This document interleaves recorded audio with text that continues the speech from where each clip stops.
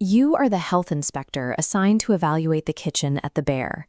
In a typical restaurant, you'd rely on a clipboard and a thermometer to check refrigerator seals and hand-washing sinks. This kitchen operates on a different set of rules.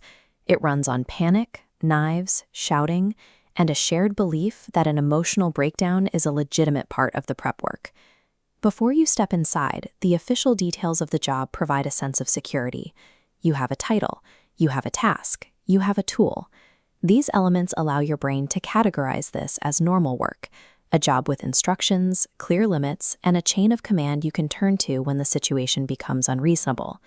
That category collapses the moment you cross the threshold.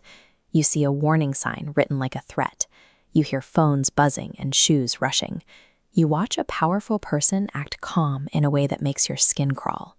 Your shoulders tense and your stomach tightens because your body recognizes a disaster that your professional training hasn't prepared you for.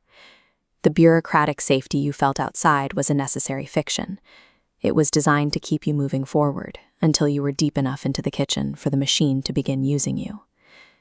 You move to the walk-in refrigerator, a space meant for cold storage that has been repurposed as a sanctuary for the overwhelmed. You find staff members lingering in the frost, wearing smiles that last a few seconds too long while they try to regulate their breathing before heading back into the heat. The crew is a collection of high-functioning, deeply fractured individuals. They are performing at a world-class level while their personal lives and mental health are visibly fraying under the weight of the tickets. Survival here depends on a specific linguistic strategy, renaming the chaos. The staff does not use the word danger. They call it procedure, tradition, or a high-priority concern. If they can frame a catastrophe as a routine issue, they can justify keeping the kitchen open for another night. When you record these sanitized terms in your official report, you stop being an objective observer. You become a participant in the kitchen's shared delusion, providing the paperwork that allows the hazard to continue. Your manual tells you to focus on mislabeled containers and floor drains.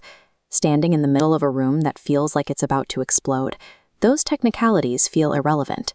You are tracking minor violations while the air in the room vibrates with the threat of a much larger collapse. The physical environment is governed by the mood of the staff. Sharp knives become exponentially more dangerous when the person holding them is navigating an unpredictable emotional weather system. The volatile atmosphere turns standard kitchen tools into active liabilities. As the dinner rush begins, the room narrows. The flashing order tickets and screaming voices take over, and your perspective as an inspector is crowded out by the raw survival instinct of the people around you. You realize that the one thing you cannot do is ask why everyone is pretending this environment is acceptable. In this system, that question is treated as a threat. You are expected to stay useful, stay polite, and ignore the obvious, evidence of a total breakdown. A bureaucratic checklist is an inadequate tool for this environment. It is completely blind to the traumatic pressure that actually dictates whether the staff makes it through the night or the restaurant stays standing. You look for order in the back office, but the administrative side offers no relief. The desks are buried under the same level of defensive, toxic energy found at the stoves, proving that the management is just as cornered as the cooks. Even the family meal, the one moment intended for rest, is heavy with tension.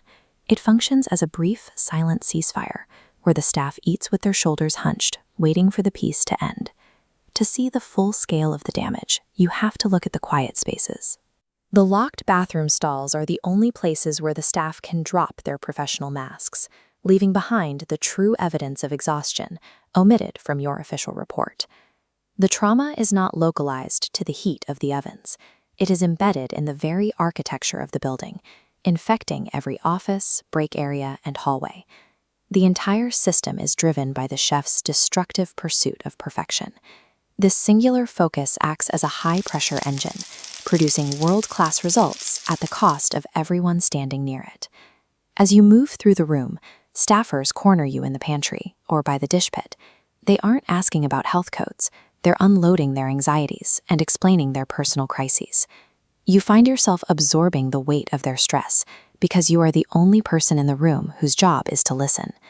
This makes the final health grade an absurdity. You issue a grade based on temperatures and soap, completely ignoring the psychological damage keeping them stable. This certificate provides a sanitized alibi, allowing diners to eat guilt-free, trusting in approval never designed to measure human cost. The inspection system serves a specific purpose. It provides a clean public face for a machine that consumes its workers to maintain its reputation. You file your paperwork and leave, but nothing in the kitchen changes. The disaster is left exactly where you found it, ready to be managed again by the same exhausted people tomorrow. This demonstrates how the world uses people as shock absorbers.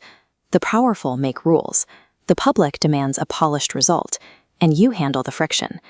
The true hazard is the expectation that someone will always step into the middle and take the hit. By the time you finish your report, you realize the kitchen isn't broken. It is a highly efficient machine that functions by extracting sanity from its staff and its inspectors to maintain its status. Instead, it is working exactly as designed.